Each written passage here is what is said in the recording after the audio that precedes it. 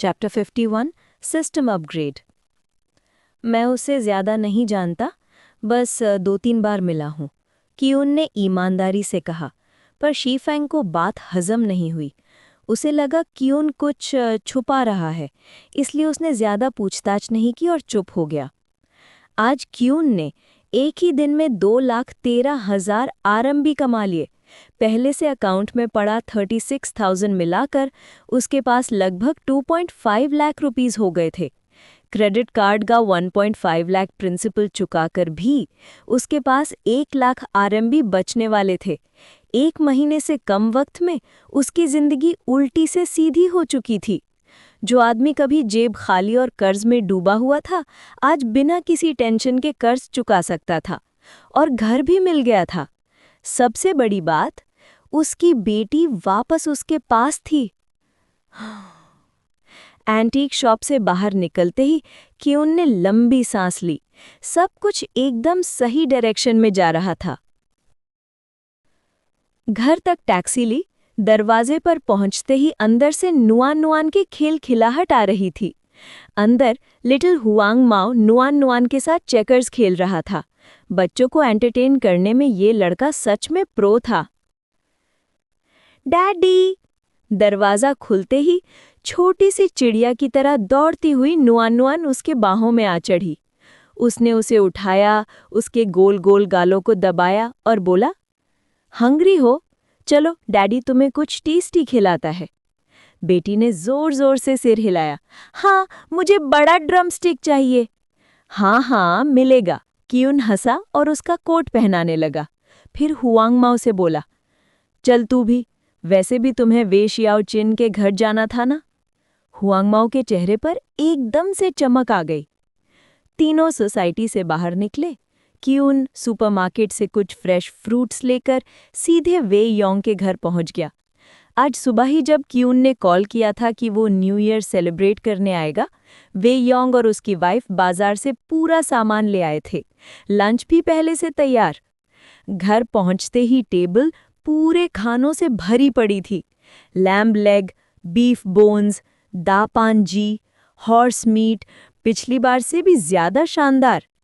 बस यही सोच रहा था कि तुम लोग कब आओगे। चलो चलो टेबल पे बैठो। वे योंग ने गर्मा गर्म स्माइल के साथ इनवाइट किया। उसकी भाभी तो नुआन नुआन को देखते ही हंसी रोक नहीं पाई, प्यार से छेड़ने लग गई।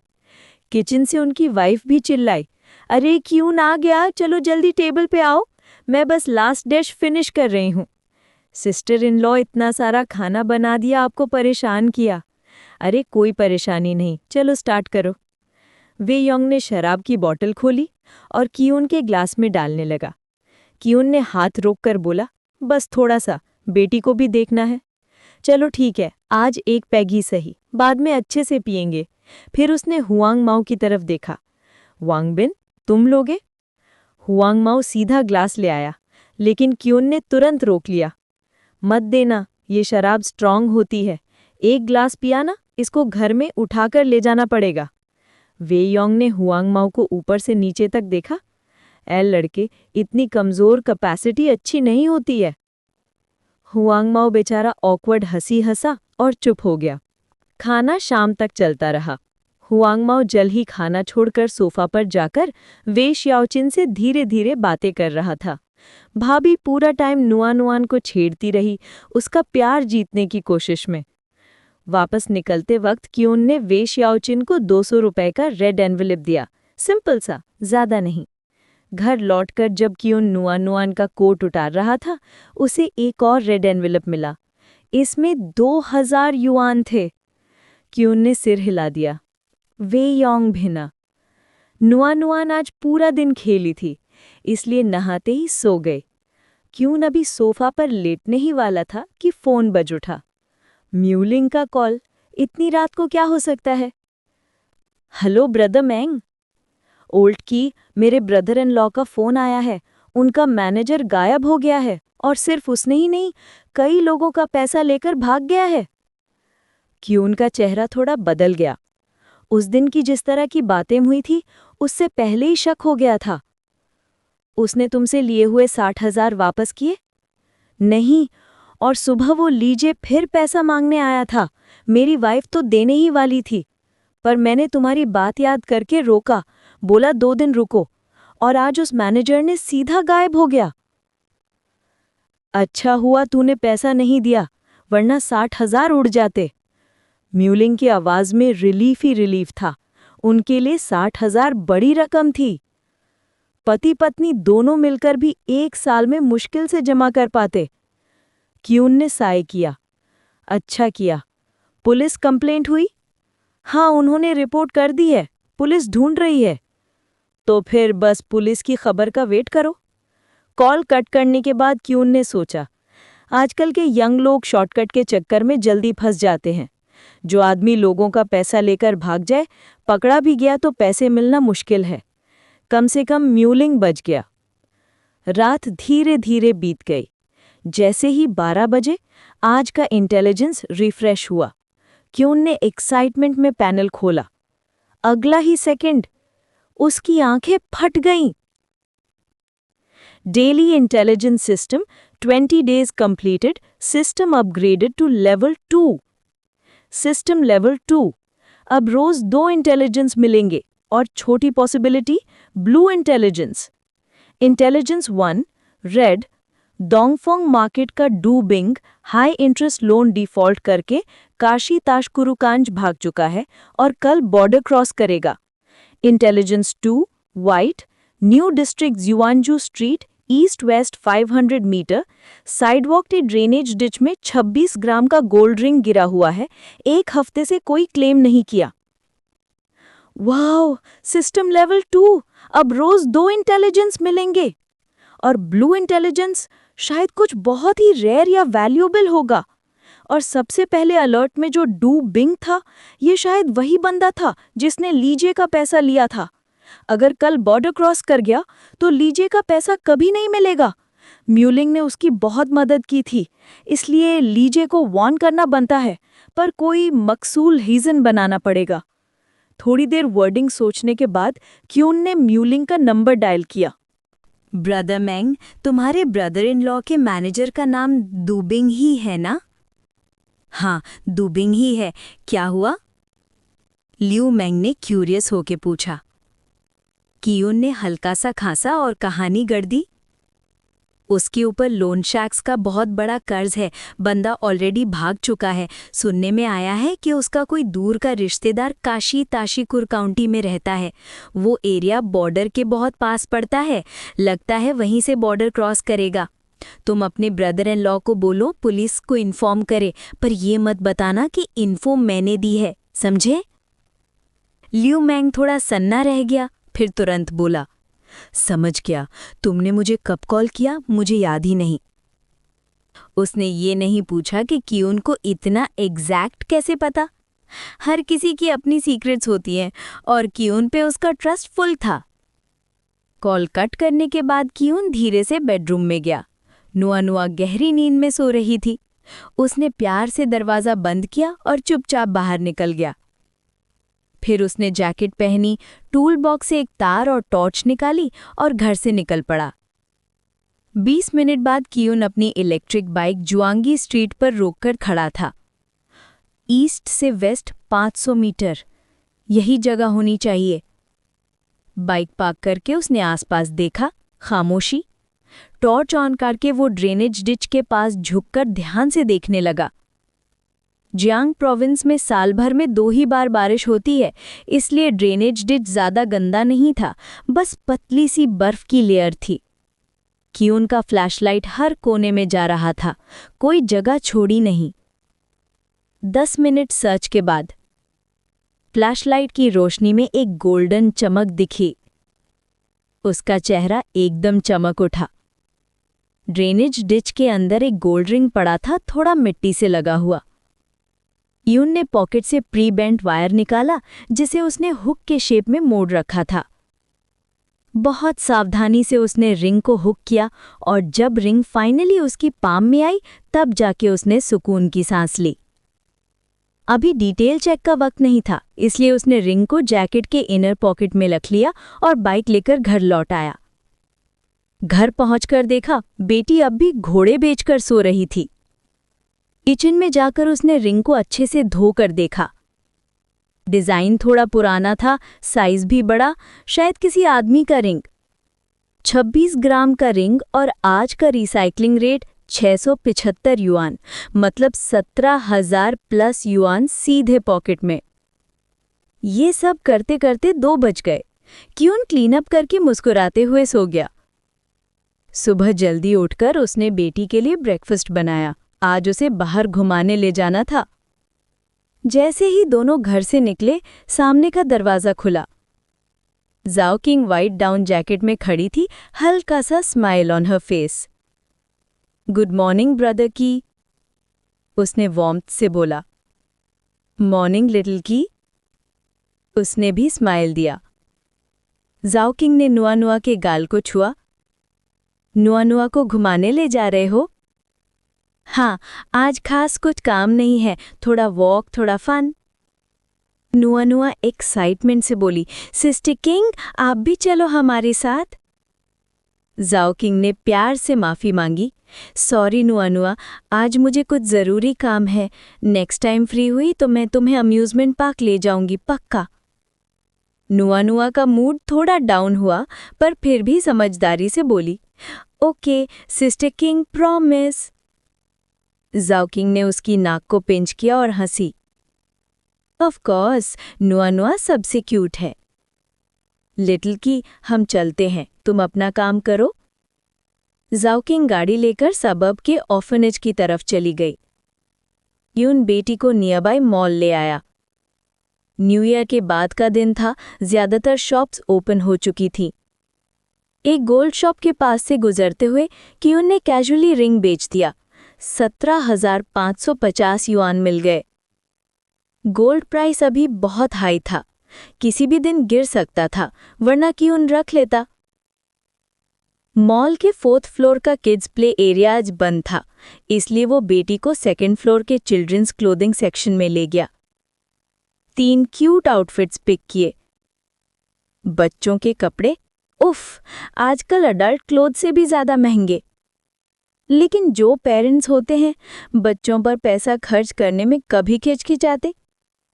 ओ माय गॉड, कितनी प्यारी बेबी, कितनी ब्यूटीफुल चाइल्ड, ये आउटफिट पहले से भी ज्यादा क्यूट लग रहा है। सेल्स विमेन एक से एक तारीफ पे तारीफ कर रही थीं। यून जानता था ये सेल्स ट्रिक्स हैं, पर फिर भी उसका मन खुश हो गया।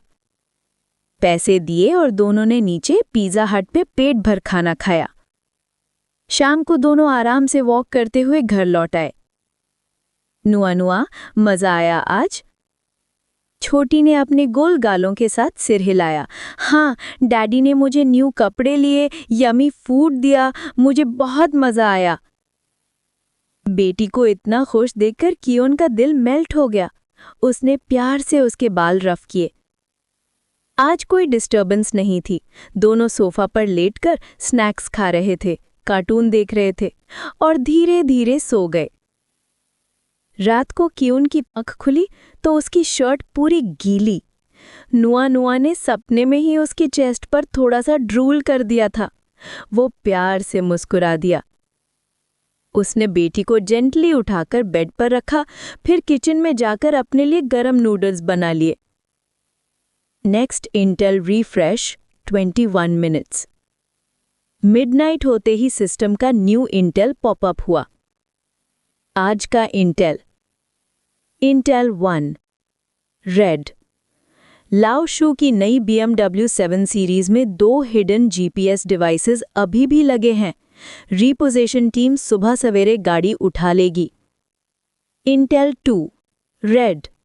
1K मैंशन 401 का रेजिडेंट जाओ लियांग फिटनेस इंस्ट्रक्टर है।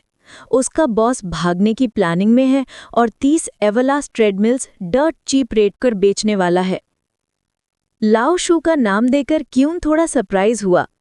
पिछली बार के ड्रिंकिंग सेशन के बाद क्यून ने डिसाइड कर लिया था कि उस आदमी से डिस्टेंस बनाना ही बेहतर है। उसका रूल सिंपल था, जो तुम्हारा भलाई करे उसका बदला भलाई से, जो गलत करे उसको कभी फ्री में माफ नहीं करो। इसलिए उसने अपना 2000 युआन का लोन रिटर्न किया, ऊपर से 400 युआन इंटरेस्ट भी दिया। सब हिसाब क्लियर, अब कोई रिश्ता नहीं। इसलिए लाओ शू को वॉर्न करने का कोई सवाल नहीं था। दूसरा इंटेल काफी इंटरेस्टिंग था। 401 वाले 3 सोप वाले बंदे असल में फिटनेस इंस्ट्रक्टर्स थे, तभी उनकी बॉडीज एकदम टाइट मसल्ड थी। चैप्टर 53 जिम ओनर भागने की तैयारी। की यून ने फ़ोन उठाकर ऑनलाइन ट्रेडमिल का रेट चेक किया। नया ट्रेडमिल कम से कम 5000 युआन और सेकंड हैंड भी 3000 से ऊपर। लेकिन सामने वाले का बिजनेस शायद काफ़ी टाइम से डाउन था। न्यू ईयर के ब्रेक में जिम बंद करके भागने का प्लान लग रहा था, तो प्राइस थोड़ा प्रेस करना बनता ही था। जिम इंडस्ट्री के बारे में वो पहले से सुन चुका था। एंट्री फास्ट, एग्जिट और भी फास्ट। पहले मेंबरशिप फीस हवा की स्पीड से कलेक्ट करो, बिजनेस डाउन हो तो सीधा उड़ जाओ, पुराना फॉर्मूला। नेक्स्ट डे की यून ने रूम 401 का दरवाज़ा नॉक किया। कौन है? पिछली बार वाला मसल वाला बंदा गुस्से में दरवाज़ा खोला, पर की यून को देखते ही उसका गुस्सा हवा हो गया। चेहरे पे फोर्स्ड सी स्माइल चिपका दी। ओह, आप? की यून ने सीधे पूछा। तुम ज़ांग लियांग हो, राइट? ज़ांग लियांग 1 सेकंड के लिए चौंक गया, आंखों में थोड़ी होशियारी आ गई। तुम्हें जैसे पता, क्या चाहिए? अरे टेंशन मत लो, एक बात पूछनी थी। ये सुनते ही उसका गुस्सा हल्का हो गया। हाँ बोलो, क्या बात है? तुम जिम में काम करते हो ना? क्यों? जिम कहाँ है तुम्हारा? की यून ने आगे पूछा। इस बार ज़ांग लियांग थोड़ा अलर्ट हो गया। क्या चाहते हो? देखो, मुझे उस बात से धमकाना मत, मैं दूसरे शहर शिफ्ट हो जाऊंगा। की यून हिंस दिया। रिलैक्स, तुम लोग अभी काफ़ी ठीक बिहेव कर रहे हो, मैं वो पुरानी बात भूल चुका हूँ। बस तुम्हारे बॉस से बिजनेस की बात करनी है। सच? उसने की यून से 2 बार कंफर्म किया। सच। वो थोड़ा मान गया। कैसी बिजनेस बात? वो बाद में बताऊंगा, पहले जिम का एड्रेस और बॉस का नंबर दे दो। ठीक है, जिम बेजिंग रोड पर है, हाओहान फिटनेस क्लब। बॉस का नंबर 131XXX। थैंक्स। 2 कदम चल के खीयुन फिर मुड़ गया। तुम्हारा जिम खराब चल रहा है क्या? बंद होने वाला है क्या? ज़ांग लियांग थोड़ा रुक सा लगा। पिछले कुछ महीनों से बिजनेस अच्छा नहीं है, पर बंद होने की बात मैंने नहीं सुनी। कीयून ने सिर हिला दिया और वापस घर चला गया। घर पहुंचकर उसने शाहुख्वांग माओ को बुलाया। मैं काम से जा रहा हूं, तू थोड़ी देर नुआनुआन को संभाल ले। शाहुख्वांग माओ ने मुंह बना लिया। भाई की एक नैनी रख लो ना, रोज रोज मुझे ही बुला लेते हो। की यून ने कुछ नहीं बोला, बल्कि एक ठंडा सा एनवेलप उसकी चेस्ट पर चिपका दिया। शाहुख्वांग माओ ने कंफ्यूज होकर एनवेलप खोला, अंदर पूरे 5000 युआन। उसकी आंखें चमक उठी, सारी दिक्कत गायब। भाई की, मुझे तो नुआनुआन के साथ टाइम स्पेंड करना बहुत पसंद है, जब बोलना आ जाऊंगा। आखिर पैसा भी तो कोई छोटी चीज थोड़ी होती है। 300-500 युआन होता तो शायद वो मुंह भी न लगाता, पर पूरे 5000। और ऊपर से उसने कुछ दिन पहले वेई योंग के घर पे देखा था कि वेई शाओ चिन फोटोग्राफी वीडियोस देख रही थी। तब से वो कैमरा गिफ्ट करने का प्लान बना रहा था, शायद इम्प्रेस ही हो जाए। कीयून ने साइड आई मारते हुए कहा, ये तुम्हारी शेयर है पिछले इंश्योरेंस बॉक्स वाले काम का। शाओख्वांग माओ स्टन्ड रह गया। सच में? इतना? कीयून को तो लगा ये कुछ भी नहीं। हनीकोम ब्रेसलेट बेचने से 1.5 लाख रुपए आए थे और सेफ ढूंढने में ख्वांगमाओ का मेजर रोल था, तो 5000 उसका हक था।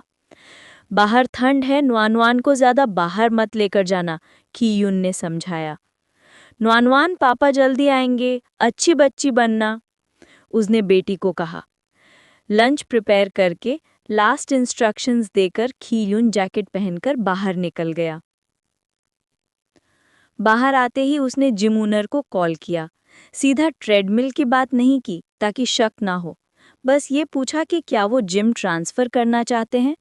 ये सुनते ही सामने वाला लाल हो गया एक्साइटमेंट से और तुरंत मीटिंग सेट हो गई। खीयून सीधा टैक्सी लेकर जिम पहुंच गया। बेजिंग रोड सिटी का काफ़ी बिजी एरिया था। हाओहान फिटनेस क्लब एक कमर्शियल बिल्डिंग के 2nd फ्लोर पर था, एक रेजिडेंशियल कॉलोनी के अंदर। दूर से ही खी युन ने एक चश्मिश, शातिर देखने वाले मिडिल एज्ड आदमी को खड़े देखा। बॉस खी, उसने मुस्कुराते हुए हाथ बढ़ाया। हाँ, मैं खी युन हूँ, उसने स्माइल के साथ जवाब दिया। मैं कॉन्ग हूँ, आदमी बोला। ऑफिस में बात करते हैं। जिमनी तरफ चलते हुए खी युन ने सराउंडिंग्स ऑब्जर्व किए। इक्विपमेंट इधर उधर पड़ा था, काफी सारा धूल धक्कड़ से भरा हुआ। कॉर्नर्स में लगे प्लांट्स मुरझाए हुए। ऑफिस पहुंचते ही बॉस कॉन्ग ने मिनरल वाटर पकड़ाया और बोलना शुरू किया। बॉस की, आपने देखा होगा हमारा क्लब 1000 स्क्वायर मीटर्स का है। लोकेशन, डेकोर, इक्विपमेंट सब अच्छा है। बस घर में कुछ इश्यूज हैं तो ट्रांसफ़र करना पड़ रहा है। आप अच्छे से चलाओगे तो प्रॉफिट गारंटीड है। ये सब सुनकर खी युन ने अंदर ही अंदर सोचा, सबसे बड़ा business scam, prospering business transfer. पर चेहरे पे कोई रिएक्शन नहीं दिखाया। हाउ मच ट्रांसफ़र फी और रेंट कितना है? बॉस कॉन्ग तैयार बैठा था। रेंट सिर्फ 40 रुपीज़ पर square metre, total 40,000 per month. Lease 1 महीने में रिन्यू होना है। मैं लैंडलॉर्ड से बात करके सेम रेंट रखवा दूंगा। ट्रांसफ़र फी सिर्फ 30,000 युआन। सारा इक्विपमेंट आपको एज इज दे दूंगा। मेंबर्स का मैटर मैं हैंडल कर लूंगा। खी युन ने जाने अनजाने भाव बना दिया, जैसे प्राइस उसके बजट से बाहर है। सॉरी बॉस कॉन्ग, प्राइस थोड़ा ज़्यादा लग रहा है। रेंट भी हाई है। मैं नया हूँ ये लाइन में, गलती हो गई तो लॉस ही लॉस। बॉस कॉन्ग के चेहरे पे एक पल के लिए उदासी दिख गई। उसने भी कुछ दिन पहले इमोशनल होके जिम स्टार्ट किया था, दोस्तों की बकवास सुन के। शुरू में मेंबरशिप काफ़ी मिली, पर बाद में धीरे धीरे सब गिर गया। पिछले कुछ दिनों से वो सीक्रेट में जिम बेचने की कोशिश कर रहा था, पर कोई लेने को तैयार नहीं। अब तो उसकी उम्मीद भी टूट रही थी। प्लान था। चैप्टर 54 सीधा हल्सपार चाकू। थोड़ी देर की खामोशी के बाद कियुन ने सीधे बॉस कॉन्ग की तरफ देखकर धीरे से बोला, स्टोर की कंडीशन मेरी एक्सपेक्टेशन से थोड़ी डिफरेंट है, पर मैं जब अभी घूम के देखा तो तुम्हारे ट्रेडमिल्स काफ़ी अच्छे लगे। क्या बॉस कॉन्ग इन्हें बेचने का प्लान रखते हैं? बॉस कॉन्ग, जो अभी थोड़ी देर पहले ही पूरा हवा निकल गया था, उसकी आंखों में एक छोटी सी चमक आई। वो जरा सोचने का नाटक करते हुए भाव बनाया और बोला, अगर मैं ये मशीन्स अलग से बेच दूं तो बाद में स्टोर ट्रांसफ़र करना और मुश्किल हो जाएगा। अगर कियुन को पहले से अंदर की कहानी ना पता होती तो वो शायद इस एक्टिंग से थोड़ा इम्प्रेस भी हो जाता। कियुन मुस्कुराया, कोई बात नहीं, मैं किसी और से पूछ लेता हूँ। आज डिस्टर्ब किया, सॉरी। और वो उठकर चलने लगा। बॉस कॉन्ग ने सोचा भी नहीं था कि वो इतने आसानी से निकल लेगा। उसके चेहरे पर टेंशन की लकीरें और गहरी हो गई। पर वो भी एक्टिंग में कम नहीं था। तुरंत स्माइल चिपकाकर खुद भी खड़ा हो गया। कोई बात नहीं बॉस की, मैं छोड़ देता हूँ। दोनों धीरे धीरे ऑफिस से बाहर चल दिए, दोनों अपने अपने दिमाग में कैलकुलेशन चलाते हुए। अब यह पूरा सीन एक साइकोलॉजिकल बैटल बन चुका था। जो पहले इंटरेस्ट दिखाएगा, समझ लो नेगोशिएशन में वही हारेगा। अगर कियुन ने पहले भाव दिखाया तो बॉस कॉन्ग तुरंत प्राइस ऊपर उछाल देगा। इसलिए कियुन आराम से, बिल्कुल शांत पेस में आगे चल रहा था। बॉस कॉन्ग पीछे चलते चलते सोच रहा था, ये बंदा रुक ही नहीं रहा है। क्या सिर्फ पूछने आया था? खरीदने का कोई रियल इंटेंशन ही नहीं है। हर कदम बॉस कॉन्ग के दिल पर भारी पड़ रहा था। इतने दिनों से कोई बायर नहीं मिला और ये बंदा ही एक आस लगा हुआ था। स्टेयर्स के पास पहुंचते ही उससे और बर्दाश्त नहीं हुआ। बॉस की, वो जोर से हंसा, जैसे बस अभी आइडिया आया हो। मैंने सोचा स्टोर शायद जल्दी सेल नहीं होगा, तो मशीन्स बेचना भी मुश्किल नहीं है। कियुन ने फेक सरप्राइज दिखाया। ओह, तो बॉस कॉन्ग ने डिसाइड कर लिया? हाँ, सोचा है। बैठकर बात करते हैं। दोनों वापस ऑफिस में आ बैठे। बॉस कॉन्ग ने गला साफ किया, नेगोशिएटिंग टोन में बोला, बॉस की, मैं बेच तो दूंगा, पर प्राइस ऐसा होना चाहिए जिससे मुझे ज़्यादा लॉस ना हो। क्यून बहुत सिंसियरिटी दिखाते हुए बोला। अरे बॉस कॉन्ग, मैं भी फ़ायदा उठाना नहीं चाहता, पर बिजनेस बिजनेस होता है, कॉस्ट का ध्यान रखना पड़ता है। और ट्रेडमिल्स अच्छी ब्रांड की हैं, पर काफ़ी टाइम से यूज़ हो रही हैं, कुछ तो थोड़ी घिस भी गई हैं। बॉस कॉन्ग तुरंत बोल पड़ा, अरे नहीं नहीं, हम रेगुलर मेंटेनेंस करते हैं, और जब ली थी तब 5,000 से ऊपर की थी। सेकंड हैंड में भी 3,000 से ऊपर मिलती हैं। क्यून आराम से पीछे को झुककर हाथ पैर क्रॉस करके बोला, बिल्कुल, इंडिविजुअल बायर दे देगा। लेकिन बॉस कॉन्ग, आपके पास 30 के आसपास ट्रेडमिल्स हैं, सब कब तक बिकेंगी? और ट्रेडमिल्स जल्दी आउटडेटेड भी हो जाती हैं, नए वाले भी इतने महंगे नहीं रहे। बॉस कॉन्ग का चेहरा और टाइट हो गया। क्यून एक एक पॉइंट पर सही बोल रहा था। और लीज, उसमें तो सिर्फ 20 समथिंग डेज ही बचे थे। वो तो झूठ बोलकर 1 महीना बोला था। उसको पता था समय कम है और भागना है जल्दी। फाइनली उसने पूछा, तो बॉस की आप कितना देंगे? क्यून थोड़ा आगे झुककर सीधा उसकी आंखों में देखकर बोला, 1500 बस। ये सुनते ही बॉस कॉन्ग का चेहरा ऐसे बिगड़ा जैसे किसी ने उसकी आर्टरी काट दी हो। बॉस की? वो ऑलमोस्ट चिल्लाया। आपको बिजनेस करने का कोई इरादा नहीं लगता। पर क्यून बिल्कुल शांत था, फेस पर हल्का सा स्माइल। अरे बॉस कॉन्ग, मैं बिल्कुल सिंसियरली बिजनेस करने आया हूं, वरना मैं इतना वक्त खर्च करके बैठता ही क्यों? फिर सीधे मुद्दे पर, आपका जिम चल नहीं रहा है, रेंट खत्म होने वाला है, आपको इक्विपमेंट जल्दी निकालना ही पड़ेगा, तो मैं एक्चुअली आपकी हेल्प ही कर रहा हूं। बॉस कॉन्ग ने हाथ बांध कर कहा, पर ट्रेडमिल्स ब्रांड की हैं, सेकेंड हैंड सही, पर इतनी सस्ती कैसे हो सकती है? क्यून ने सिर हिलाकर बोला, समझ सकता हूं, पर सच बोलूं तो आप इन्हें फास्ट नहीं बेच पाएंगे। आपने ट्राई भी किया होगा, पर एक भी ऑफर नहीं आई होगी, है ना? बॉस कॉन्ग का चेहरा 1 सेकंड को ट्विच कर गया। बात दिल पर लग गई। वो समझ गया कि ये बंदा पूरी रिसर्च करके आया है। काफी देर तक चुप रहने के बाद उसने लंबी सांस ली। ठीक है, तुम जीत गए।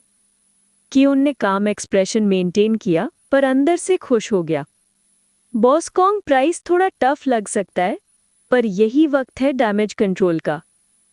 बॉस कॉन्ग चुपचाप अग्रीमेंट लेने चला गया। थोड़ी देर में वो पेपर्स लेकर आया। क्यून ने डिटेल्स चेक की, सिग्नेचर किया। साइन होते ही बॉस कॉन्ग बेचैन होकर बोला, बॉस की, पैसे कब दोगे और ट्रेडमिल्स कब ले जाओगे? क्यून हंस दिया। बॉस कॉन्ग, आज ही मूवर्स को भेज दूंगा, आज आफ्टरनून तक सारा काम हो जाएगा। अगर चाहो तो मैं अभी 2,000 डिपॉजिट दे देता हूं, बाकी जब माल उठा लेंगे। बॉस कॉन्ग ने तुरंत हाँ कर दी। पेमेंट करते ही वो एक लास्ट बात बोला, जब मूव करने आए बता देना, और मूवर्स को बोलना कि अगर कोई पूछे तो कहना जिम पुराने मशीन्स रिप्लेस कर रहा है। क्यून ने अंदर ही अंदर सोचा, इससे बस यही डर है कि मेंबर्स को पता चल जाए कि ये जिम ओनर भागने वाला है। चैप्टर 55। आज का चैप्टर बहुत इंपॉर्टेंट है, सब लास्ट तक स्क्रॉल करना। जिम से निकलने के बाद चीयून सीधा पास की एक मिल्क टी शॉप गया। एक कमक्वाट लेमन टी ऑर्डर की, कॉर्नर वाली सीट पकड़ी और फोन कॉल स्टार्ट कर दिए। हेलो ओल्ड माँ, तुम्हारी कंपनी के जिम में जो ट्रेडमिल्स हैं ना, बहुत ही पुराने हो चुके हैं।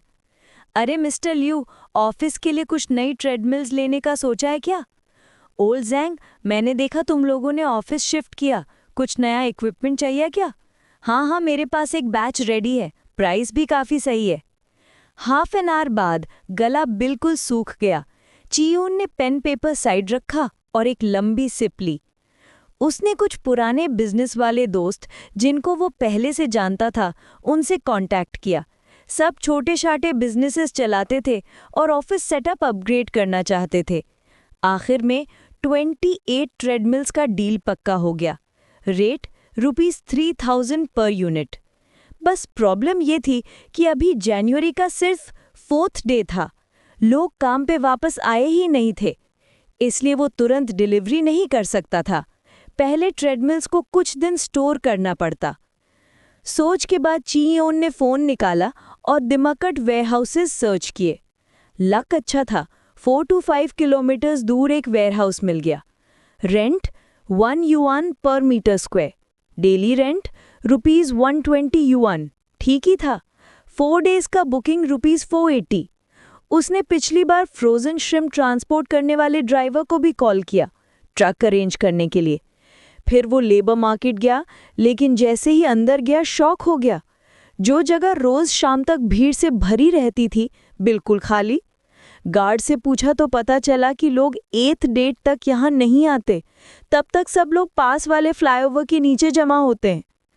रीजंस जो भी हों, चीयून वहाँ गया और 4 वर्कर्स हायर कर लिए। रेट ₹200 पर पर्सन।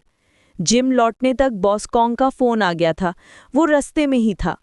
भूखा चीयून ट्रक ड्राइवर और वर्कर्स को लेकर पास के रेस्टोरेंट चल दिया। जियांग प्रोविंस का टिपिकल लंच, पुलाव या नूडल्स। लैम्ब चॉप का अरोमा देखकर ही पेट में आवाज़ आ जाए। प्राइस थोड़ा हाई, ₹30 पर प्लेट। पहले जब वो फूड डिलीवरी करता था, कभी इतना एक्सपेंसिव नहीं खाता। खाने के बाद सब जिम लौट आए। बॉसकॉन्ग बाहर ही खड़ा वेट कर रहा था। हे, ची बॉस आ गए, वो हंसी दबाते हुए बोला। चीयून ने सर हिलाया, ट्रेडमिल्स की 2 लाइंस की तरफ इशारा किया और वर्कर्स को लोड करना स्टार्ट करवा दिया। बॉसकॉन्ग हाथ मलते हुए बोला, ची बॉस, पैसे सेंड कर दो, अकाउंट नंबर अभी ट्रांसफ़र करता हूँ। चीयून जानता था कि वो बंदा इम्पेशेंट है, सो तुरंत ₹43,000 ट्रांसफ़र कर दिए। सब काम निपटाकर चीयून ड्राइवर के साथ घर की तरफ निकला, बाकी 2 ट्रेडमिल्स ले जाने के लिए। घर में एक छोटा स्टडी रूम खाली पड़ता था, परफेक्ट प्लेस। ट्रक अपार्टमेंट के नीचे रुकते ही दोनों ने मिलकर ट्रेडमिल उतारा। ज्यादा भारी, 100+ पाउंड्स। तभी पीछे से आवाज आई, हे ब्रदर जी, ट्रेडमिल ले आए। वो मुड़कर देखता है जाओ चिंग खड़ी थी, हाथ में प्लास्टिक बैग। हाँ, खरीदा नहीं, सेकंड हैंड ट्रेडमिल्स का एक बैच मिला था। ये 2 नहीं बिके तो घर रख रहा हूँ। जाओचिंग ट्रेडमिल को नज़दीक से देखकर बोली, ये तो काफ़ी नया लग रहा है। मैं भी ट्रेडमिल लेने का सोच रही हूँ, एक मुझे दे दो ना। चीयून थोड़ा सोचा, फिर हाँ बोल दिया। कौन सा चाहिए? ये पिंक वाला। दोनों ने मिलकर ट्रेडमिल उसके घर में रख दिया। यहीं रख दो, उसने कॉर्नर की तरफ पॉइंट किया। फिर फ्रिज से 2 मिनरल वाटर निकाले। थैंक्स ब्रदर जी, पानी ले लो। कितना हुआ ट्रेडमिल का? ट्रांसफ़र कर देती हूँ। चीयून ने पानी का सिप लिया और बोला, 1500 दे दो। दोनों पड़ोसी थे। जाओचिंग अक्सर नन्नू का ख्याल रखती थी, उसके लिए अच्छी चीज़ें बनाती थी। चीयून फ्री में देने का सोच रहा था, बट उससे ऑकवर्ड ना लगे इसलिए कॉस्ट प्राइस ही बोला।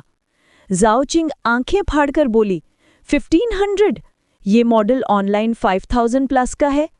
चीयून ने मुस्कुराते हुए जवाब दिया, हाँ पर ये सेकंड हैंड है, पहले ओनर जल्दी बेच रहा था। अच्छा ठीक है। 2 सेकंड के लिए उसने चीयून की तरफ देखा, फिर 1500 वीचैट से ट्रांसफ़र कर दिए। थैंक यू ब्रदर जी। किस बात का थैंक्स? चलता हूँ। डाउनस्टेयर जाके दोनों ने लास्ट ट्रेडमिल घर ले आए। घर का डोर खोला ही था कि छोटी सी गुड़िया सीधा उसकी बाहों में गिर पड़ी। डैडी आप आ गए? हाँ, मेरी नन्नू आज अच्छी गर्ल थी। बहुत अच्छी, घर अब पाओ से बोली, कार्टून देखे घर पे ही रही। गुड गर्ल, थोड़ा खेलो, डैडी चीज़ें रख देता है। ट्रेडमिल स्टडी में रखने के बाद ड्राइवर चला गया। तभी शो हुआंग आ गया। ब्रदर जी, मैं चलूं? क्यों, खाना खा के जाओ। मेरे डैड बोले हैं वो नहाने जा रहे हैं, मुझे शॉप देखनी है। उसके टोन से लग रहा था कि उसके डैड कोई और ही बात लेने जा रहे हैं। चीयून मुस्कुराया। अच्छा ठीक है, ध्यान से जाना। शावर करके चीयून डिनर बनाने जा ही रहा था कि नॉक नॉक। इतना लेट कौन आया? डोर खोला तो जाओचिंग खड़ी थी, एक हाथ में फ्रूट योगर्ट, दूसरे में होममेड सुशी। ब्रदर जी, मैंने थोड़ा सा बनाया है, नन्नू को भी खिला देना, वो हल्की मुस्कान के साथ बोली। चैप्टर 56 1980s का मौताई। चाओ क्विंग ज्यादा देर रुकी नहीं। आखिर रात काफी हो चुकी थी और ऐसे टाइम पे रहना थोड़ा ऑकवर्ड भी लगता। उसके जाते ही ची युन ने नुआनुआन को प्यार से सुला दिया, फिर खुद सोफा पे ही लेट गया और धीरे धीरे उसकी सांस खर्राटे में बदल गई। जब आंख खुली, बाहर आसमान हल्का सा रोशन हो रहा था। आज की इंटेलिजेंस 1 रेड। एंटीक स्ट्रीट पर एक माइनॉरिटी कम्युनिटी का बुढ़ा आदमी रिपब्लिक एरा का जीतान इनलेट शेल ज्वेलरी बॉक्स बेच रहा है। Value 48,000 yuan. बॉक्स के सीक्रेट कंपार्टमेंट में एक जेडाइट रिंग छुपी है। Value 1 lakh yuan. आज की इंटेलिजेंस 2 रेड। कल ल्यू मैंग ने एक पुराने फैक्ट्री वेकेंट साइट पे डेमोलिशन का काम लिया था। फैक्ट्री के ईस्ट साइड के रबिल के नीचे 1980s का विंटेज मोताई का पूरा बॉक्स दबा है। टोटल 12 बॉटल्स, जिसमें से 6 बिल्कुल सही हालत में। Value 2 lakh plus yuan. आज की दोनों इंटेल सीधा दिल पे लगने वाली। ये ल्यू मैंग तो असली लकी चार्म निकला। 1980s का मौताई आजकल तो पैसा देके भी मुश्किल मिलता है। थोड़ा सोचने के बाद ची यून ने पहला टारगेट डिसाइड कर लिया, मौताई। अगर इंटैक्ट बॉटल्स किसी ने डैमेज कर दी तो ये रिग्रेट लाइफ लॉन्ग रहता। डिसीजन पक्का होते ही वो तुरंत उठ गया, फ्रेश हुआ और डॉटर का ब्रेकफास्ट बनाया। Boiled shrimp plus veggies plus egg fried rice. Nuannuan ने मज़े से साफ कर दिया। किचन साफ करके वो लिटिल येलो हेयर को फोन करने वाला था कि नॉक नॉक। डोर खोला तो चाओ क्विंग फूल जैसी मुस्कान के साथ खड़ी थी। ब्रदर ची, नुआनुआन उठी। मैंने कल प्रॉमिस किया था कि आज उसको पेंटिंग सिखाऊंगी। ची यून थोड़ा हैरान, टाइमिंग परफेक्ट। अब उसे लिटिल येलो हेयर को डिस्टर्ब करने की जरूरत नहीं। उससे कुछ बोलने से पहले ही पीछे से आवाज आ गई, सिस्टर जी, मैं कब से उठी हूँ। छोटी सी लड़की दौड़ती हुई आई, चाओ क्विंग का हाथ पकड़ा और सीधी चमकती स्माइल। चाओ क्विंग स्क्वाटेड, नुआनुआन के बाल सुलझाए। गुड गर्ल, चलो सिस्टर के घर चलते हैं पेंटिंग करने। डैडी को बाय बोलो। बाय बाय डैडी, वो हाथ हिलाते हुए बोली। चियुन में उसके सिर पर हाथ रखा। नुआनुआन, सीधी रहना, सिस्टर क्विंग की बात सुनना। फिर चाओ क्विंग की तरफ ग्रैटिट्यूड से बोला, शाओ क्विंग, फिर से तकलीफ दी दी तुम्हें। चाओ क्विंग मुस्किराई, कैसी तकलीफ, मुझे तो नुआनुआन के साथ ही रहना पसंद है। दोनों ऑपोजिट फ्लैट में चले गए। डोर बंद करते ही चियुन ने फोन उठाया और ल्यूमेंग को कॉल लगाया।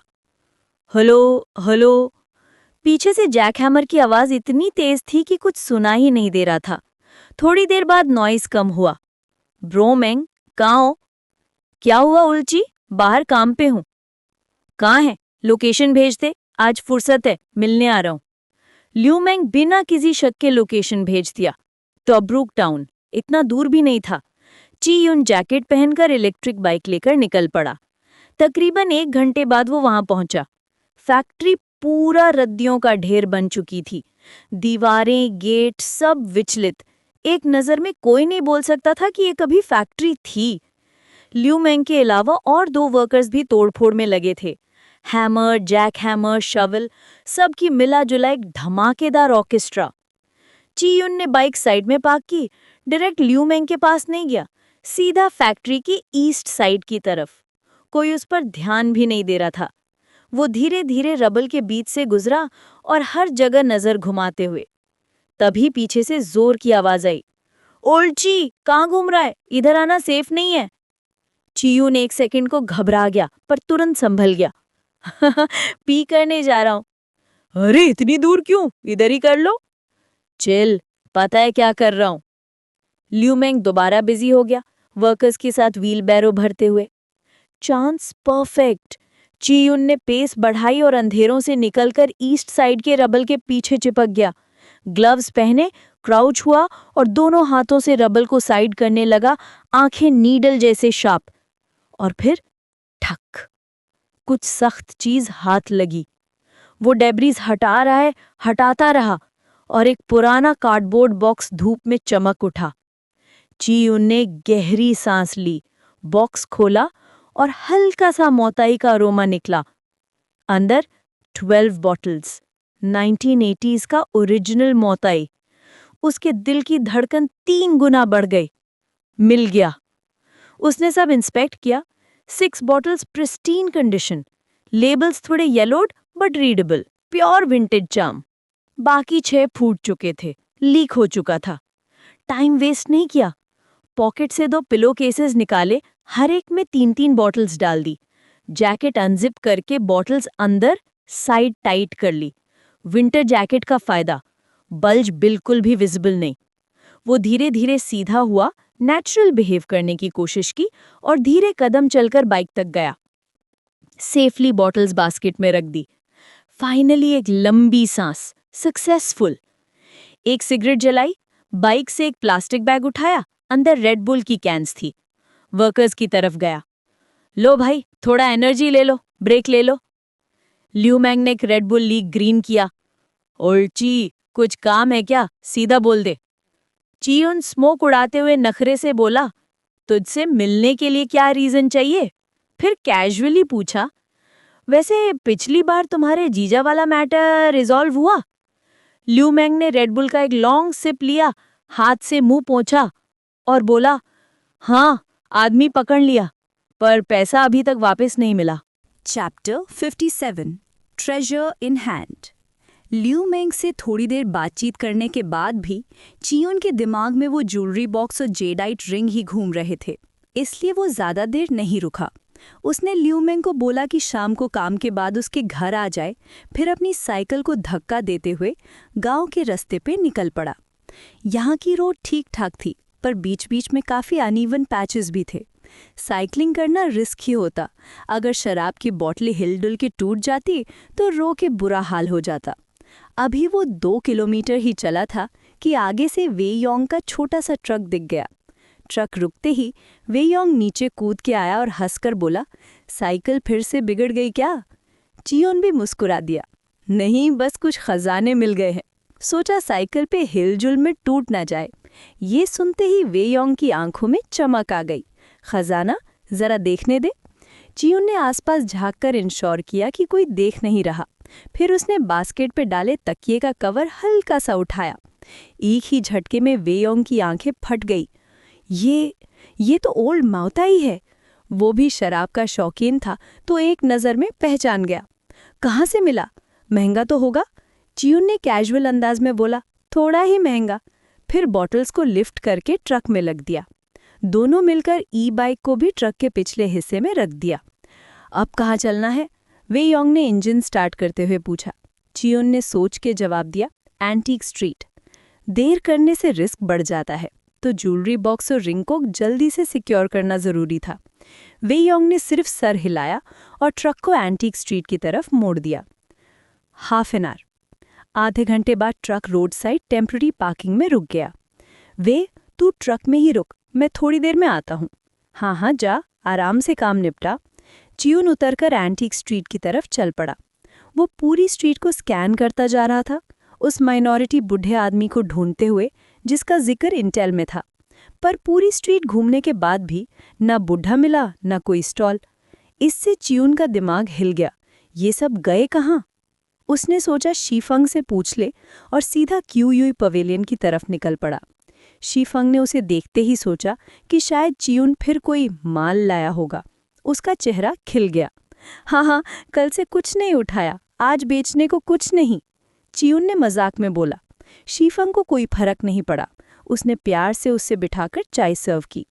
चाय पीते पीते चियोन ने कैजुअली बोल पड़ा, वैसे यहाँ के स्टॉल वाले सब कहाँ गए? आज कोई नहीं दिखा। शीफंग ने लंबे सांस के साथ बोला, अरे वो जो टीवी का ट्रेजर अप्रेजल शो शूट कर रहा है ना, सबके सब सुबह सुबह वहां दौड़ गए स्टॉल्स लगाने। चियोन को तुरंत समझ में आ गया। अच्छा, और तू क्यों नहीं गया? शीफंग ने अपने बचे खुचे बालों को ऊपर सेटल करते हुए कहा, वो शो मेरे बस का नहीं, बहुत गहरा पानी है वहां। चियोन हंस दिया। सैटेलाइट स्क्वायर बोला ना, फ्री हूँ आज, चलो दिखाता हूँ क्राउड कैसा है। शीफंग ने वार्निंग दी, देखना ठीक है, पर कुछ खरीदना मत, समझे? हाँ, पता है। चियोन उठकर निकल गया। सैटेलाइट स्क्वायर पहुंचते ही उसने देखा कि जगह लोगों से ठसाठस भरी है। फॉरेन टूरिस्ट्स भी काफ़ी थे, बैकपैक्स पहने एक्साइटेड लाउड वॉइसेस के साथ। हजारों स्टॉल्स रो में लगे हुए थे। वेंडर्स लगातार चीख-चीख के कस्टमर्स को अट्रैक्ट कर रहे थे। चियोन ने एक लाइन ऑफ स्टॉल्स देखी और उसका चेहरा थोड़ा सा बिगड़ गया। एंटीक स्ट्रीट में एक भी माइनॉरिटी बुढ़ा नहीं मिला, और यहाँ लाइन से 50-60 बुढ़े, सब एक जैसे कपड़े पहने हुए थे। ब्लैक लेदर जैकेट, वूल कैप, फुल बियर्ड। अपीयरेंस से तो आइडेंटिफाई करना इम्पॉसिबल था, इसलिए चियोन ने अपना फोकस डायरेक्टली आइटम्स पे ही शिफ्ट कर दिया।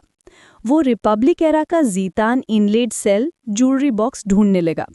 वेंडर्स चिल्लाते रहे, बॉस अच्छा माल देखो, अदासी असली चीज, भाई एकदम फ्रेश किंगमिंग स्क्रॉल।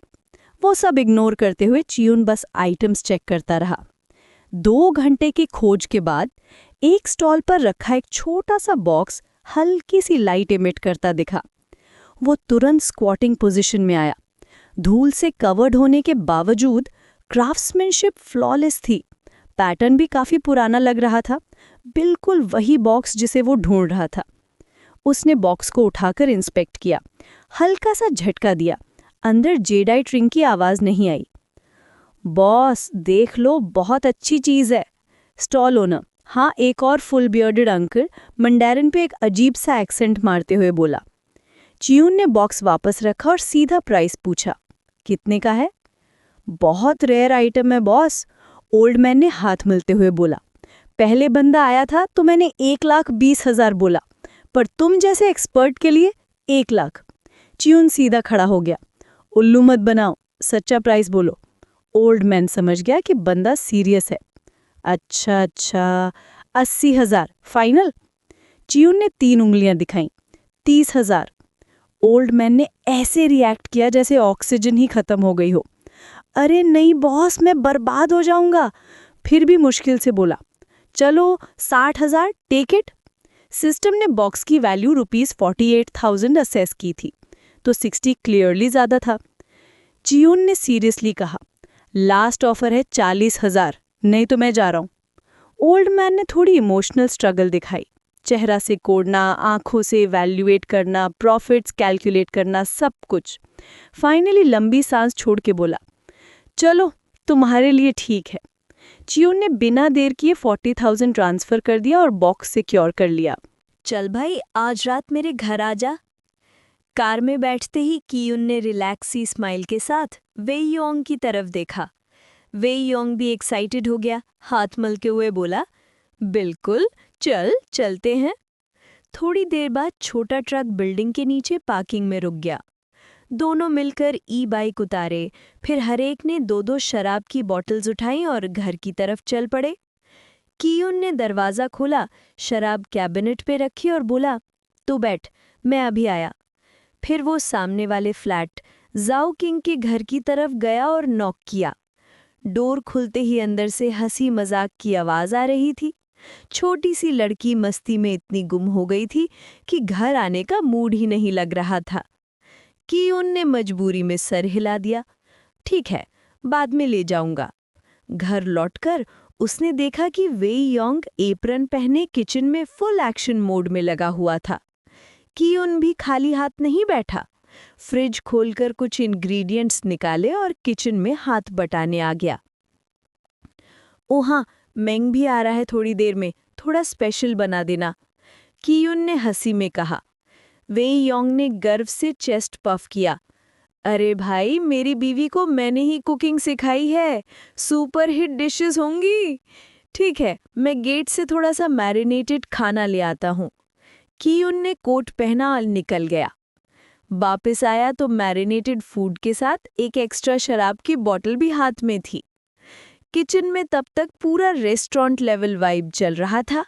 वेई योंग के हाथ में कढ़ाई फुल स्पीड हिल रही थी।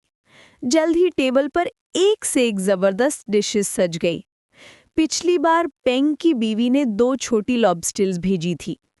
एक को स्पाइसी लाल मसालेदार फ्लेवर में बना दिया गया था और दूसरी को माइल्ड फ्लेवर में नुआनुआन के लिए। वेई योंग किचन से निकलकर पूछता है, तेरी बेटी किधर है? खाना नहीं खाने आ रही? पड़ोस के घर पर है, आ ही नहीं रही। कियुन ने मजबूरी में बोला। बच्चे होते ही ऐसे हैं। चलो मैं मेंग को फोन करता हूँ। सी फूड जल्दी ठंडा हो जाता है तो कियुन ने सोचा पड़ोस में भी थोड़ा बांट आए। 2 प्लेट्स निकालकर खाना सर्व किया, फिर लॉबस्टर पकड़कर जाओकिंग के घर गया। डोर खुलने पर जाओकिंग की आंखों में हल्की सी हैरानी थी। ब्रदर की ये सब? बस थोड़ा शेयर करने सोचा। छोटी मैडम तो तुम्हारे घर चिपक ही गई है, तुम लोग कुक नहीं कर पाए होगे। कियुन ने फ्रेंडली स्माइल के साथ टेबल पर प्लेट्स रख दी। जाओकिंग के चेहरे पर जेंटल सी ग्रैटिट्यूड थी। थैंक यू ब्रदर की। अरे थैंक्स किस बात का, तुम लोग मेरे नुआन का इतना ख्याल रखते हो, मैं ही शुक्रगुजार हूँ। बिल्कुल नहीं, वो बहुत प्यारी बच्ची है, मुझे पसंद है उसका साथ। ठीक है, तुम लोग खा लो, बाद में प्लेट्स ले जाऊंगा।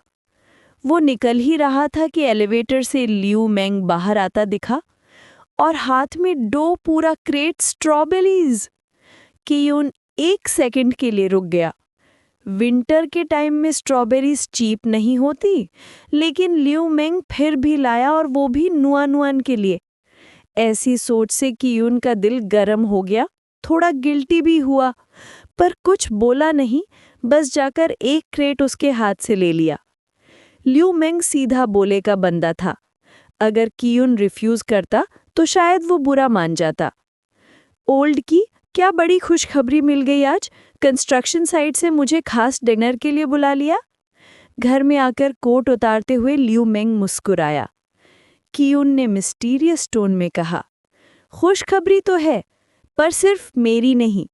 फिर वो कैबिनेट से वो 6 बॉटल्स ऑफ माउटाइन निकालकर टेबल पर रख देता है। सुबह याद है ना, जब मैं कॉर्नर में जाके खैर अपना काम करने गया था, ये बॉटल्स वहां मिली। लियू मेंग ने हाथ साफ किए, बैठा और बॉटल्स को देखकर आंखें फैल गई। ओल्ड की, तूने कहाँ से मिली? साइड से ही? साइड में वे योंग भी शौक में आ गया। मैंने तो सोचा तू मजाक कर रहा था। कियुन हंस दिया। सच में मिला था, पूरा बॉक्स था। 6 बॉटल सेफ थी, 6 टूट गई थी, वो नहीं उठाए। बाहर के लोग भी थे वहां, इसीलिए मैं लेने नहीं आया तुरंत, इसीलिए शाम को मेंग को बुला लिया। फिर वो कामली बोलता है, मेंग, ये 6 बॉटल्स में से 3 तुम्हारे। तुमने कहा था ना तुम्हारे ससुर बोलते हैं कि तुम अपने साला से कम फिलियल हो। अगली बार ये ले जाना, शुरुआत आगे बढ़ जाएगी। ओल्ड वे, 1 बॉटल तुम्हारी भी, बच्चे के चाचा की तरफ से पहली गिफ्ट, ससुराल जाके इज्जत मिलेगी। कियुन बिल्कुल सिंसियर था, बिल्कुल फॉर्मेलिटी नहीं। सच कहे तो अगर कियुन सुबह नहीं होता तो इन तीनों कामगारों को ही ये शराब मिलती, इसीलिए शेयर करना उसके हिसाब से फेयर था। और वेई योंग के लिए क्या, सिर्फ दोस्ताना एहसास, सालों से साथ है, दिल का अच्छा बंदा। माउटाइन महंगी थी, पर 1 बॉटल देने से क्या हो जाता। लियू मेंग का दिल तो पिघल गया। उसने कभी एक्सपेक्ट नहीं किया था कि कियुन उसकी एक कैजुअल बात याद रखेगा, लेकिन वो लेना नहीं चाह रहा था। उसे पता था कि एजेड माउटाई की कीमत बहुत होती है। ऐसे गिफ्ट लेने का मतलब बड़ा बर्डन क्रिएट हो जाना। इसीलिए उसने तुरंत हाथ जोड़ दिए। ओल्ड की, ये नहीं हो सकता, ये शराब बहुत कीमती है, ये तुम्हारा नसीब था, मुझे मत दो, मैं कैसे एक्सेप्ट करूं। वे योंग भी साथ दे गया। हाँ भाई, बहुत ज्यादा महंगा है, हम पे वेस्ट मत करो। दोनों की जिद्दी रिफ्यूजल देखकर कियुन समझ गया, अब असली स्ट्रैटेजी लगानी पड़ेगी।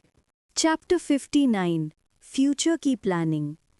चियुन ने लंबा सांस ली, दोनों को सिंसियरली देखते हुए बोला, ब्रदर मंग, ओल्ड वे, तुम लोग ऐसे बात कर रहे हो जैसे हम अजनबी हों। क्या हमारी दोस्ती कुछ बॉटल्स वाइन से भी कम कीमत की है? अगर मैं, चियुन, कभी फ्यूचर में तुमसे मदद मांगूं, तो क्या मुझे पहले ये सोचना पड़ेगा कि मैं क्वालिफाइड हूं या नहीं? इस वाइन की कीमत पे मत जाओ, ये सिर्फ मेरी तरफ से एक छोटा सा जेस्चर है। अगर तुम दोनों मुझे अपना भाई मानते हो तो बिना सोचे समझे इसे एक्सेप्ट करो। उसकी हल्का सा क्वेश्चनिंग टोन सुन के लियू मंग और वेई योंग एक सेकंड के लिए हिल गए। दोनों ने एक दूसरे को देखा। थोड़ी एम्बैरेसमेंट उनके चेहरे पे आ गई। लियू मंग बोलना चाहता था, पर शुरू कैसे करे समझ नहीं आ रहा था। वो जानता था चियून ये सब इसलिए बोल रहा है ताकि उन्हें गिफ्ट लेने में ऑकवर्ड फील ना हो। पर मिलने के बाद से हमेशा चियून ही उनका ख्याल रखता आया था, जबकि वो खुद रिटर्न में कुछ खास नहीं कर पाया। ये बात उसे अंदर ही अंदर गिल्टी फील कराती थी।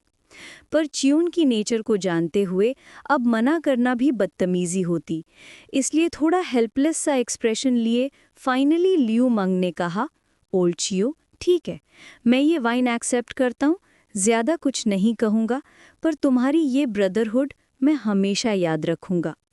बस मुझे सिर्फ एक बॉटल चाहिए, ससुर जी को टेस्ट करवा दूंगा, बाकी तुम रख लो।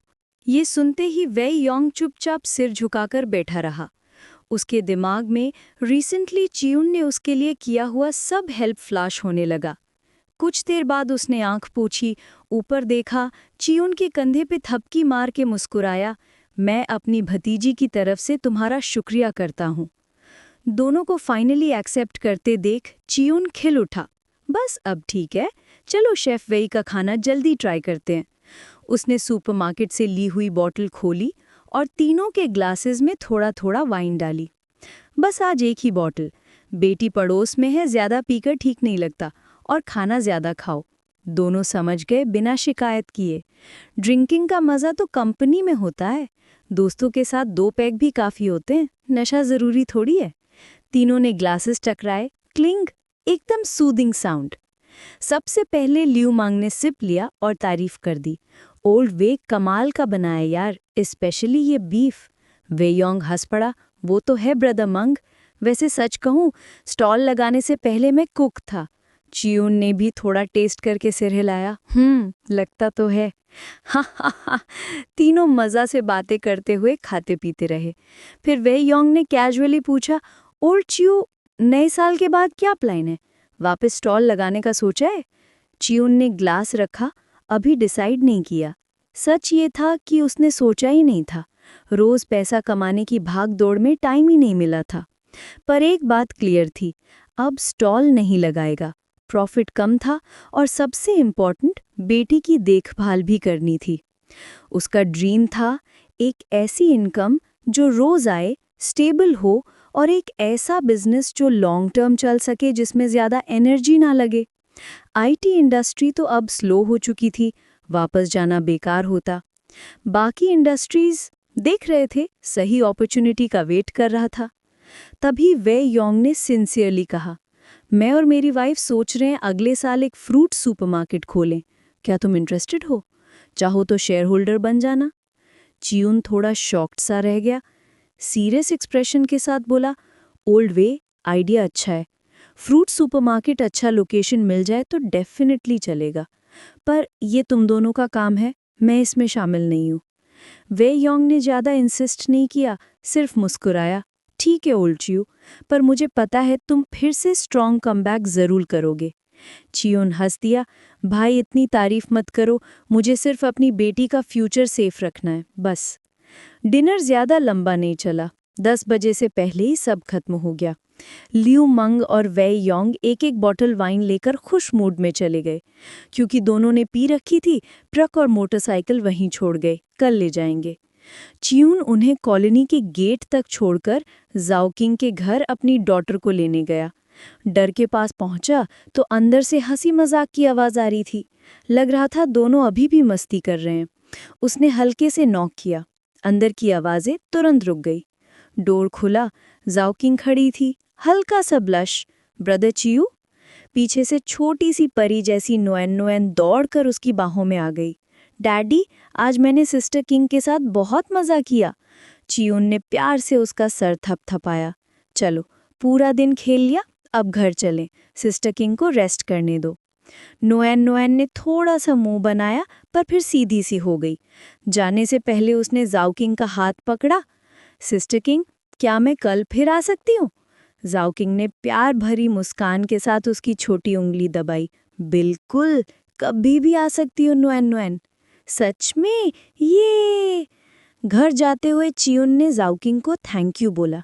जाओकिंग ने तुरंत मना कर दिया, ब्रदर चियू, आप इतना फॉर्मल मत हुआ करो, मुझे नुआन नुआन बहुत पसंद है, जब चाहे आ जाए। निकलते हुए जाओकिंग ने पुकारा, ब्रदर चियू रुकिए। वो कुछ प्लेट्स लेकर भागी। आज का खाना आपने बनाया था, बहुत टेस्टी था। चियून मुस्कुराया, नहीं नहीं, मेरा दोस्त बनाकर लाया था, अगर पसंद है तो नेक्स्ट टाइम उसे बुला लो। जाओकिंग हिचकिचाते हुए बोली, नहीं नहीं, इतनी तकलीफ मत लो।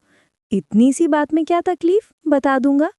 घर पहुंचते ही नोएन नोएन सोफा पर सोती मिली। सारा दिन खेलकर थक गई थी। चियून हंसी रोक नहीं पाया। उसे गोद में उठाकर बेडरूम में सुला दिया। फिर लिविंग रूम आया। कोट की पॉकेट से वो सैंडलवुड ज्वेलरी बॉक्स निकाला और ध्यान से एग्जामिन करने लगा। चियुन ने रोजवुड का छोटा सा ज्वेलरी बॉक्स टेबल पर बड़ा ही धीरे रखा।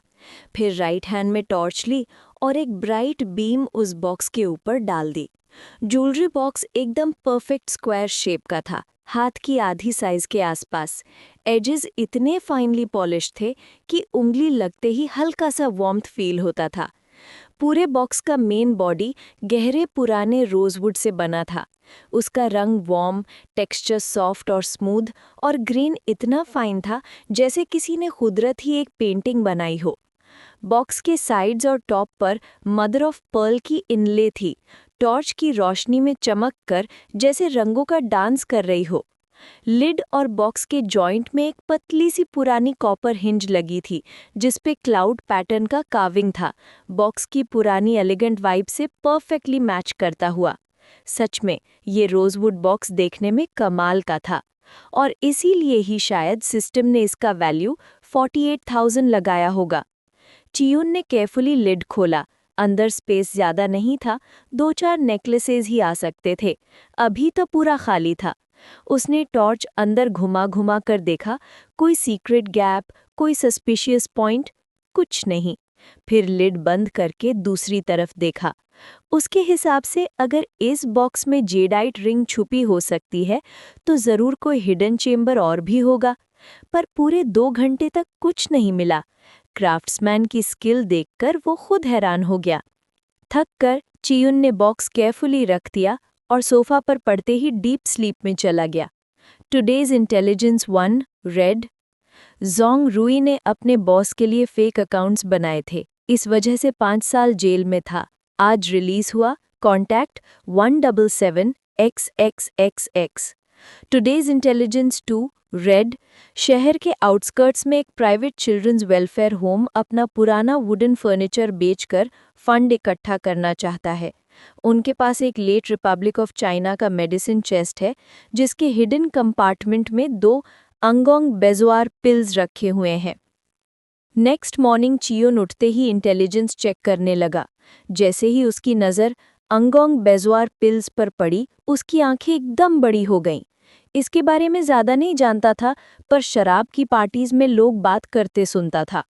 1993 के बाद बनने वाले Angong pills mostly health supplement जैसे होते हैं, पर 1993 से पहले के असली लाइफ सेविंग मेडिसिन। और रिपब्लिक ऑफ चाइना एरा का मतलब, ये तो रेयर ट्रेजर हुआ। सोचकर ही चियुन का दिल तेज धड़कने लगा। ये तो किसी भी हाल में लेना होगा। दूसरी इंटेलिजेंस वाली बात, जेल से निकला हुआ अकाउंटेंट, उसका अभी क्या लेना देना, वो बाद में देखेगा। अभी तो एक्साइटमेंट हैंडल करना मुश्किल हो रहा था। उसने तुरंत उठी अपने कपड़े पहने और ब्रेकफास्ट बनाकर डॉटर को जेंटली जगाया। नुआ ने आंखें मलते हुए पूछा, डैड, मैं आज फिर सिस्टर किंग के पास खेलने जा सकती हूँ? चियुन ने सर हिलाकर कहा, नहीं बेटा, रोज रोज जाओगी तो सिस्टर किंग को अपना काम करने का टाइम नहीं मिलेगा, फिर वो तुमसे तंग हो जाएगी। छोटी सी लड़की ने मुंह फुला लिया, आंखों में छोटी सी परेशानी आ गई। मैं नहीं चाहती सिस्टर किंग मुझसे नाराज हो, पर मैं उनके साथ खेलना बहुत पसंद करती हूँ। वो चियुन की शर्ट पकड़कर प्यार से बोली। चियुन बैठ गया, उसके छोटे से सर पर हाथ रखा। बस थोड़े दिन और, फिर नुआ किंडरगार्टन जाएगी और वहां तो तुम सिस्टर किंग से रोज मिल पाओगे। नुआ ने एकदम से ऊपर देखा, आंखें चमक उठीं। सच में डैड, रोज? बिल्कुल, सिस्टर किंग वहां टीचर है। ये मैं रोज सिस्टर किंग के साथ खेलूंगी। छोटी सी गुड़िया खुशी से उछलने लगी। दोनों ने ब्रेकफास्ट किया, फिर बाहर निकले। जाओ किंग को डिस्टर्ब करना ठीक नहीं लग रहा था, इसलिए चियून बेटी को साथ ले आया। दिन में थोड़ा गर्म था, हवा भी हल्की ठीक थी। टैक्सी लेकर फादर डॉटर सीधा एंटीक स्ट्रीट आ गए। आने से पहले ही चियून ने सीफंग को मैसेज कर दिया था कि बॉक्स चेक करने के लिए कोई एक्सपर्ट बुला ले। सीफंग ने तुरंत हाँ कर दिया। एंटीक स्ट्रीट आज भी थोड़ा कोल्ड एंड क्वाइट था। सब लोग टीवी शो की शूटिंग में बिजी होंगे। चियून नुआ को गोद में लेकर चियून पवेलियन में घुस गया। सीफंग उसे देखकर हैरान हो गया। अरे, ये प्यारी सी एल्की कौन है? चियून मुस्कुराया। मेरी बेटी, अकेले घर पे छोड़ना सेफ नहीं लगा, इसलिए साथ ले आया। फिर नुआ को बोला, बेटा अंकल शी को हेलो बोलो। छोटी सी बिल्कुल शर्माए बिना उसने प्यारी सी आवाज में बोला, हेलो अंकल शी। सीफंग खिल उठा। अरे वाह, कितनी स्वीट है। वो थोड़ी देर इधर उधर देखकर शेल्फ से एक क्यूट सा केरामिक डॉल ले आया। बहुत ही फाइन कार्विंग थी।